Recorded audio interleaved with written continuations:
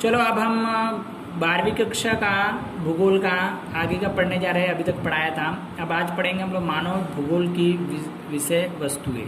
ठीक है, तो तकनीक विकास के साथ मनुष्य को और पर्यावरण को संबंधित पर्यावरण के आ रहा है, मतलब कि उनके साथ हमको पर्यावरण के साथ संबंध रखना चाहिए। मानव का पर्यावरण के साथ संबंध यह मानव के भूगोल का अध्ययन केंद्र बिंदु है, मतलब इसका अध्ययन का एक केंद्र, मतलब पढ़ने का एक केंद्र बिंदु माना जाता है। विभिन्न क्षेत्रों में मानवीय रंग स्वास्थ्य, कपड़ा, निवास, भाषा, धर्म, समाज, जीवन आदि के विषय में विविध, मतलब कि हमारे भारत देश में सब अलग अलग खान पान, रहन सहन, बोली विचार से सब में अलग दिखाई देते हैं। संस्कृति के विभिन्न उत्तर उदाहरण यूएसए, भारत जैसे भिन्न संप्रदाय देशों को देखने को मिलता है। मतलब यूएसए इसका एक उदाहरण तो माना जाता है, जिसमें अमेरिका में भूगोलवेत्तों के फ्रेंचिस और डेव द्वारा मानव भूगोलों के विषय में समग्र 2 भागों में वर्गीकृत किया गया है। इसको 2 भागों में बांटा गया है। प्राकृतिक पर्यावरण और सांस्कृतिक पर्यावरण, 2 पर्यावरण है हमारे यहाँ, प्राकृतिक सांस्कृतिक। प्राकृतिक पर्यावरण में क्या क्या आता है, तो भूपृष्ठ, जलवायु, जमीन, खनिज, वनस्पति, ये सब आते हैं। और सांस्कृतिक में क्या आता है, तो जनसंख्या, बस्ती, खेत, उद्योग, परिवहन, सूचना संचार, व्यापार मानव सर्जित माने जाते हैं। मानव भूगोलों का अध्ययन करने के समय के व्यापक पर्यावरण होते हैं, जो 20वीं शताब्दी में, अभी के समय में आरंभ संस्कृति और आर्थिक पहलुओं को ध्यान में रखा जाता है। मतलब आर्थिक रूप से जो पहलू है, जो पैसे के लेन देन है, तो उसको सबसे ज़्यादा ध्यान दिया जाता है। मानव समाज के सामने उत्पन्न हुई नई समस्याओं को, चुनौतियों को विषय वस्तु के केंद्र में स्थित है, मतलब विषय वस्तु का एक केंद्र उसमें सबसे ज़्यादा स्थित होते हैं। मानव भूगोल में तत्कालीन समवायी और आंतरिक विषयों में समावेश किया जाता है। अर्थशास्त्र, इतिहास शास्त्र, जनसंख्या, कृषि विज्ञान, समाजशास्त्र, आंकड़ा शास्त्र, राजनीतिक शास्त्र, ये सभी विषय बारे में हम पढ़ चुके हैं। और साथ ही साथ मानव भूगोल के अनुबंधों के बारे में भी हम पढ़ रहे हैं। मानव के भूगोलों के अध्ययन के बारे में देखना है हमको। तो पहला पॉइंट है कि मानव की उत्पत्ति, उसकी प्रजाति के, पृथ्वी पर मानव प्रजाति की स्थानीयकरण, मतलब मानव की जो उत्पत्ति होती है, मानव जन्म लेता है तो मानव का पुत्र मानव ही जन्म लेता है, जिस कारण से यहाँ पे जनसंख्या वृद्धि घनिष्ठ है और जनसंख्या ज़्यादा है। स्थलांतरण भी होता है, एक जगह से दूसरी जगह जाते भी हैं। मानव के प्राथमिक, द्वितीय, तृतीय, चतुर्थ, पंच भी होते हैं, इस तरह के अलग अलग होते हैं। भूमि के स्वरूप में वातावरण, भूमि, वनस्पति, जलवायु, खनिज आदि भी यहाँ पे होते हैं, मतलब पृथ्वी की भूमि होगी, जलवायु, खनिज, ये सब देखने को मिलता है। मानव अधिवास, ग्रामीण अधिवास प्रणाली, शहरी आदि होते हैं, मतलब कि गांव, मानव अधिकतर गांव में रहते हैं, चाहे शहरों में रहते हैं, जंगलों में रहना कम पसंद करते हैं, ये इनकी समस्या है। मानव या आर्थिक प्रवृत्ति के कारण, मतलब शिकार, पशुपालन, खेत, उद्योग, परिवहन, सूचना संचार, ये सब आर्थिक प्रवृत्तियाँ करके पैसा कमाने का काम करते हैं। सामाजिक और सांस्कृतिक संगठन होता है इसके अंदर, समाज के संस्कृति पर भाषा, साहित्य, शिल्प, संगीत, धार्मिक संस्कृति संगठन, मतलब ये सब होता है। भाषा के द्वारा एक संगठन होता है, साहित्य के द्वारा, मतलब शिल्प, मतलब पत्थरों के द्वारा लिखे गए, संगीत के द्वारा, धर्म के द्वारा। कोई आपसे आपकी भाषा में बात करता है, आपको उसको क्या, उसका अपनापना लगने लगता है, इस तरह से होता है। भविष्य में संदर्भ में मूल्य होता है। मानव भूगोल परस्पर एक दूसरे से जुड़े हुए 3 कार्य करते हैं। तो पहला कार्य देखेंगे कौन कौन से 3, तो पहला कार्य देखेगा मानव निर्मित घटनाओं का स्थिर संबंधित विश्लेषण, मतलब मानव के द्वारा जो घटना की जाती है उसका, जो मानव के द्वारा देखा तो पहले क्या जनसंख्या है, मानव के द्वारा कला कौशल्य जो किया जाता है, ये मानव के द्वारा होता है। ठीक है, परिस्थितिकीय विश्लेषण, परिस्थितियों का विश्लेषण करना, मतलब कि क्या होता है कि जो उसके अंतर्गत किसी भी भौगोलिक प्रदेश में मानव तथा उसके पर्यावरण संबंधित अध्ययन को महत्व दिया जाता है, मतलब पर्यावरण से संबंधित जो महत्व है अध्ययन किया जाता है उसको क्या सबसे ज़्यादा महत्व दिया जाता है। पारदर्शिक क्षेत्र, पारदर्शिक में अलग अलग जगहों से आए हुए लोगों के बारे में बात करें तो इसके अंतर्गत स्थायी परिस्थिति के अभिगमों को जोड़ करके दिया जाता है, जिसका अध्ययन का उद्देश्य आंतरिक रचना बाह्य संबंधों की समझा प्राप्त है, मतलब कि इसके अंतर की जो रचना होती है उसके बारे में समझे कि अलग अलग प्रदेशों के लोग आए हुए तो उनके अंतर की रचना जो होती है, अलग अलग जगह से आए, बोली विचार सब अलग होते हैं। मानवीय संस्कृति के विकास के आधार पर ब्रूस के एसल हिंटर के मानव भूगोल का अध्ययन क्षेत्र में को अलग अलग विभागों में सूचित किया है, जिसमें के श्रम विभाजन, मानव द्वारा प्राकृतिक संपादक शोषण, उल्लेख, शहरों की समस्या, जंगल एवं प्रणाली के विनाश इत्यादि के विषय में बल दिया गया। मतलब कि यहाँ पे क्या था कि देखो प्राकृतिक संपदा शोषण हो रहा है, उल्लेखन किया गया कि शहरों के लोगों के द्वारा समस्या खड़े होकर क्या जंगलों को काट रहे हैं, प्राणियों को मार रहे हैं, इस कारण प्राकृतिक क्या समस्या उत्पन्न हो रही है। चलो आगे देखेंगे मानव भूगोल के अध्ययन के लिए अभिगम। तो मानव को पर्यावरण के बीच के संबंधों को चर्चा मानव भूगोलों के केंद्र के स्थान पे इन संबंधों के विश्लेषण के लिए अलग अलग अभिगमों को अपनाया गया है। समय पर परिवर्तन के साथ साथ मानव भूगोलों के विषय के उनके अध्ययन के लिए पद्धतियाँ, प्रविधियाँ और अभिगमों के परिवर्तन होता है। इसे मानव भूगोलों के कुछ महत्व मतलब कि इनके मानव भूगोल के जो है, मानव का जो भूगोल है, पर्यावरण है, उनके आसपास का जो वातावरण है उसको समझना सबसे जरूरी है और उसको चर्चा विचारना भी करना जरूरी है। इनको किस पद्धतियों के द्वारा, किस विषयों के द्वारा इनको रोका जा सके, ठीक है, और पर्यावरण को नुकसान ना पहुंचाए उसके लिए भी ध्यान में रखना चाहिए। ऐतिहासिक अभिगम, ऐतिहासिक में पुराने समय की बात करें तो मानवीय उत्पत्ति के लेकर वर्तमान समय में प्राकृतिक पर्यावरण के साथ संबंध परिवर्तनशील रहा है। मतलब पुराने समय से लेकर अब मानव की जब उत्पत्ति हुई तो पर्यावरण में उसके कारण फेर पड़ा है।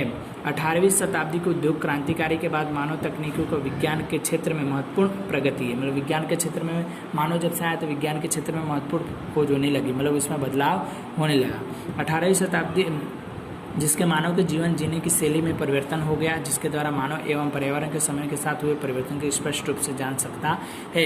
मतलब कि क्या अब लोगों की जीवन शैली बदल गई, नई नई खोजें होने के कारण क्या लोगों की जीवन शैली बदल गई और प्रकृति में जो घटना होती है उसके बारे में मानव अब जानकार हो चुका है। आगे देखें तो क्षेत्रीय विश्लेषण अभिगम, इसके अभिगमों को विश्व के विभिन्न प्रदेशों के भागों में रहने वाले मानव के मानव सर्जित पर्यावरण का प्राधान्य प्राप्त होता है। इस पर अभिगमों को मानव जीवन की शैली के प्राकृतिक पर्यावरण पर आधारित थी। मतलब कि जहाँ के लोगों का वैसा उनका वहाँ का वातावरण था, वैसे वातावरण में वो ढले हुए लोग होते हैं। अब कश्मीर के लोग देखें तो कश्मीर में ज़्यादा ठंडी पड़ती तो वहाँ के लोग वहाँ के ठंडी सहन कर सकते, परंतु हम नहीं, ठीक है। तो इस प्रकार से ऐसे ही होता है कि जिस जहाँ का परिस्थिति वैसे वहाँ के लोग मानव उसकी प्रकृति के अनुसार हो जाते हैं। मानवीय अपनी प्रवृत्तियों का प्राकृतिक पर्यावरण के प्रकारों का समायोजन करता है। एक तकनीकी विकास के द्वारा आकृति प्रतिकूल और समानता के जिस प्रकार से है उसी विश्लेषण के अभिगम है। मतलब कि क्या प्रकृति का जो विश्लेषण किया होता है, जो मतलब खोज की जाती है उसको ध्यान में रख करके कार्य किए जाते हैं। अब देखें तो प्रकृति के पर्यावरण के प्रतिकूल परिस्थितियों में अनुकूल परिस्थितियों में परिस्थिति के परिवर्तन देखते हैं मिलता है, उसका अध्ययन करने को मिलता है। मतलब कि हमको जो प्रकृति में जो परिवर्तन हो रहा है वो हमको अब देखने को मिल रहा है। पहले आप देखें तो ठंडा वातावरण रहता है, बाकी आज शहरीकरण होने के कारण क्या बहुत गर्मी बढ़ रही है, ठीक है। इस प्रकार परिवर्तन देखने को मिल रहा है। आगे देखो निश्चयवाद, मतलब कि नियतिवाद के बारे में पढ़ें। इस विचारधारा के अनुसार मनुष्य की सभी प्रवृत्तियों में क्रियाकलाप पर्यावरण को नियंत्रित होती है। मतलब कि जो भी क्रियाकलाप करते हैं वो लोग, वो सब इसमें नियंत्रित किया जाता है, रोका जाता है। कोई भी मानव समुदाय, राष्ट्र, इतिहास, मानव संस्कृति, जीवन शैली, विकास की दर प्राकृतिक पर्यावरण का असर करता है। मतलब कि क्या होता है कि कोई भी मानव क्या पर्यावरण को असर तो करता है, उसको रोकने का कार्य करते हैं। यह विचारधाराओं को मानव को निश्चित परिबल गिनी जाती है, जिसके हिप्पोक्रेट, एरिस्टोटल और ये जितने नाम बोले गए सारे मानवीय क्या स्थिति को समझाते हैं, बताते हैं कि उनको पर्यावरण को नुकसान ना पहुंचाया जाए। इसके पश्चात काउंट हॉबी, रियल, कुमारी, एलन, सिंपल और जितने भी ये सब विचारधारा के पर्यावरण के विषय में भूगोल के बारे में सोचने वाले 20वीं शताब्दी में पूर्व के विचारधारा को विकसित हुई है। मतलब पुरानी विचारधारा इसमें विकसित हुई है, जिसमें क्या कुमारी, एलन, सिंपल, एंड इसके द्वारा क्या विचारधारा का समर्थन मिला, उन्होंने इसका समर्थन दिया इस बात के लिए, ठीक है। संभावनावाद, ओके, संभावना के बारे में बोला गया है। तो प्रकृति की तुलना में मानव को महत्व का स्थान दिया गया है। और प्रकृति की तुलना मानव को सबसे बड़ा महत्व का स्थान दिया गया। मानव की सक्रिय रूप से देखें तो उसे विचारधारा संभावनावाद विचारधारा कहा जा सकता है। संभावनावाद में सर्वप्रथम लुसियन फारवे ने किया था कि मतानुसार मानव की संभावना का स्वामी है। ये प्रकृति में तत्वों का उपयोग के विषय में निर्मित मानव की करता है। भूगोलवेद विडाल डील एल ब्लोसे ने इसकी विचारधारा का व्यवस्थित विचार किया था। मतलब इसकी जो विचारधारा में संभव जो विचारधारा है उसके ऊपर इन्होंने क्या गहरी सोच दी थी, पर्यावरण के विषय में किस तरह से नुकसान पहुंच रहा है और उसके बारे में जो मत दिया था इन्होंने बताया था। संभावनावाद विचारधारा में कई विद्वान थे, बहुत सारे विद्वान मतलब जानकार लोग थे, जिसमें ग्रीक एटलिक के निश्चितवादी विचारधारा एवं संवादवादी विचारधारा को समन्वित करती हुई नवीन विचारधारा नियतिवादी नामक स्वतंत्र विचारधारा प्रस्तुत की। मतलब इन्होंने उसके अलावा भी और एक नई विचारधारा उत्पन्न की। उन्होंने मानव समझाया कि मानव के प्रकृति के नियम में पालन करते हुए प्रकृति का उपयोग करना और मानव संस्कृति पर्यावरण के मर्यादा के प्रकृति तत्वों का उपयोग करना आवश्यक है। और पर्यावरण का नुकसान हो तो उसके समाज के लिए, समाज के मानवीय समस्या को खड़ी हो रही है। मतलब कि इन्होंने बताया कि प्रकृति को क्या मानव अपना विकास करे, परंतु क्या करे कि प्रकृति को नुकसान ना पहुँचाए, प्रकृति को नुकसान नहीं पहुँचना चाहिए, ऐसी विचारधारा उन्होंने बताई है। व्यवहार लक्ष्य अभिगम के बारे में देख रहे हैं तो क्या होता है, किसी भी क्षेत्र में उत्पन्न हुई सांस्कृतिक पर्यावरण उसके क्षेत्र में मानव के व्यक्तिगत गुणों, मान्यताओं, मूल्यों, व्यवहार और रीति रिवाजों का परिणाम है कि आज प्रदेश में भौगोलिक परिस्थितियाँ वहाँ के लोगों के व्यवहार का असर करती है। मतलब वहाँ के जो लोग रहते हैं, जो उनकी सांस्कृतिक, सामाजिक, धार्मिक जो परिस्थितियाँ करते, जो कार्यक्रम करते, जिस कारण से क्या पर्यावरण को नुकसान पहुँचा, प्रकृति को नुकसान पहुँचता है, ऐसी परिस्थिति जो खड़ी होती है। आगे देखते हैं 5वां मानवीय कल्याण लक्ष्य अभिगम। यह अभिगम गरीबी, बेरोजगारी, अकाल, युद्ध, रंग भेद, जातिवाद, विवाह, आतंकवाद, मानव जाति, दुर्घटना, प्रकृति, पर्यावरण के पारदेशिक अध्ययन है। मतलब ये सब क्या कुरीतियाँ दिखाई देती है समाज के अंदर। इस प्रकार के अभिगम सामाजिक आर्थिक व्यवस्था का बल देते हैं, ठीक है, जिसके द्वारा किसी भी तमाम नागरिकों को विश्व के सभी संसाधन का समान अधिकार एवं नियंत्रण प्राप्त हो सके। मतलब सबको समान रूप से नियंत्रण और क्या अधिकार मिलना चाहिए यूज़ करने का। सामाजिक न्याय के हेतु कार्य कर मानव को उसकी प्राथमिक आवश्यकता का आसानी से मिल सकती है, मतलब पूरी हो सकती है।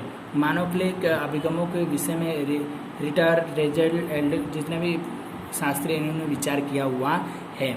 मानव के भूगोलों के अभिगमों के तुलना की तो मानव भूगोल के अध्ययन के अभिगमों को मानव के प्रकृति पर्यावरण के बीच संबंधों का विश्लेषण करते हैं। मतलब इसका क्या विश्लेषण करते हैं, मतलब इसके बारे में जानकारी प्राप्त करके इनकी जांच करके बताते हैं कि निश्चयवादी विचारधारा के अनुसार मनुष्यों के सभी प्रवृत्ति को पर्यावरण के द्वारा नियंत्रित है। मतलब पर्यावरण के द्वारा सब रुके हुए हैं, उनके नियंत्रण में रूप में है। किसी भी राष्ट्र, इतिहास, संस्कृति, लोगों के जीवन शैली एवं विकास के लिए दिशा प्रकृति पर्यावरण असर करता है। मतलब प्रकृति का असर करता है, कोई भी आप एक्टिविटी करो बाकी प्रकृति पे तो असर करता है। जब हम संवाददार विचारधारा प्रकृति पर्यावरण के बदले में मानव के महत्व देते हैं तो मानव स्वयं की संभावनाओं को स्वामी है। मतलब जब हम प्रकृति को छोड़ मानव को जब हम महत्व देने तो मानव क्या अपने आप को स्वामी समझने लगता है। और मानव के सर्जित शक्तियों के कारण मनुष्य के केंद्र क्रियाशील भूमि को प्रधान प्राप्त होता है। मानव को प्रधानता प्राप्त बड़ा मान लिया जाता है। ऐतिहासिक अभिगमों के बाद स्पष्ट कहते हैं कि भौमिक पर्यावरण के तुल्य में स्थिति रहेगी, सभी मानव के कल्याणों के प्रगति हो सकती है और प्राकृतिक नियमों का पालन करने के लिए हमें मानव की प्रकृति का विजय प्राप्त कर सकता है। मतलब हमको प्रकृति का अगर पालन करना है तो मानव पे पहले विजय प्राप्त करनी होगी, जिस कारण से क्या प्रकृति का पालन करके प्रकृति की रक्षा कर सके। अब सांस्कृतिक परिबलों के प्राकृतिक परिबलों के बीच निरंतर परिवर्तनशील है। मतलब सांस्कृतिक और प्राकृतिक दोनों में परिवर्तनशील हरदम होता रहता है।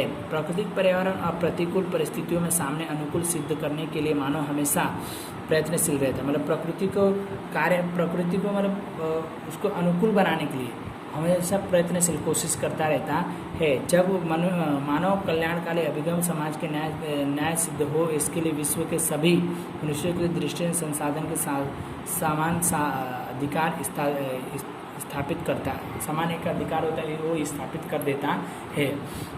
ये विचारधारा समझते हैं कि गरीबी, बेरोजगारी, युद्ध, अराजकता, रंग भेद, आतंकवाद इत्यादि ये समस्या उत्पन्न हुई दिखाई देती है जो संभवित है। इसके लिए हम अलग अलग अध्ययन करके संभवित मानव के केंद्रों के स्थानों के बारे में हम ग्रह के पृथ्वी के रूप में अध्ययन दिशा दर्शित है। मतलब कि हमको क्या है कि जो पृथ्वी के ऊपर भूगोल है, भूगोल की रक्षा करना मानव का ही कर्तव्य। मानव को अपने आप को बड़ा मान करके तो हमको मानव को उसको लेके क्या कार्य किया जा सकता है, जिस कारण से हमको क्या कि इस प्रकार के जितने भी नुकसान पहुंच रहे प्रकृति को, उस प्रकृति को हमको क्या रोकना चाहिए।